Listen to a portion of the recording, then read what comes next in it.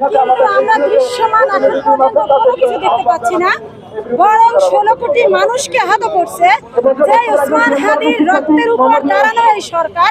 সেই সরকার প্রধানমন্ত্রী ঢাকা বিশ্ববিদ্যালয়ে গেলেন, কিন্তু শহীদ ওসমান হাদির কবর জিয়ারত করলেন না। তার মানে স্বাধীনতা সার্বভৌমত্বকে অস্বীকার করা। আমরা ওসমান হাদির বিচার নিয়ে ঘরে ফিরব।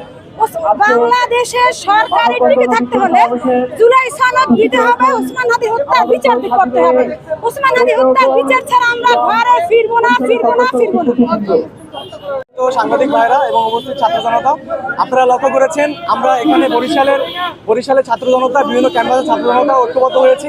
আমরা চাই, আমরা দেখতে পাচ্ছেন বিগত 6টি মাস অতিবাহিত হওয়ার পরেও হাদি ভাইয়ের বিচারের কোনো দৃশ্যমান কার্যক্রম লক্ষ্য করতে পারতেছি না।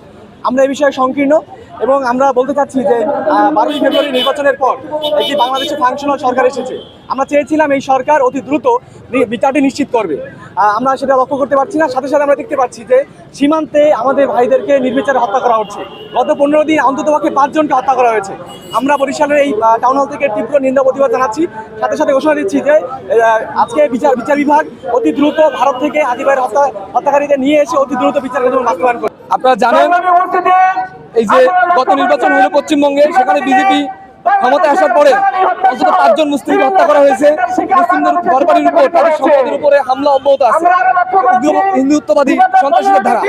পাশাপাশি সেখানে পশু জবাইয়ের নামে মূলত সামনে কোরবানি ঈদ, গরু জবাইকে পশ্চিমবঙ্গে নিষিদ্ধ করা হয়েছে। আমরা এর তীব্র নিন্দা ও প্রতিবাদ জানাই। পাশাপাশি ভারতের সন্ত্রাসী বাহিনী কর্তৃক সীমান্তে যে বাংলাদেশি হত্যা করা হচ্ছে প্রতিনিয়ত, সেই সীমান্ত হত্যার বিরুদ্ধে আমরা প্রতিরোধ গড়ে তোলার জন্য বাংলাদেশ সরকারকে আহ্বান জানাই, বিজেপিকে আহ্বান জানাই। পাশাপাশি হাদির হত্যাকারীদের এখনো বিচারের আওতায় নিয়ে আসা হয় নাই। আমরা চাই হাদির হত্যাকারীদের দেশে নিয়ে এসে অতি দ্রুত যেন বিচার নিশ্চিত করা হয়। এরই লক্ষ্যে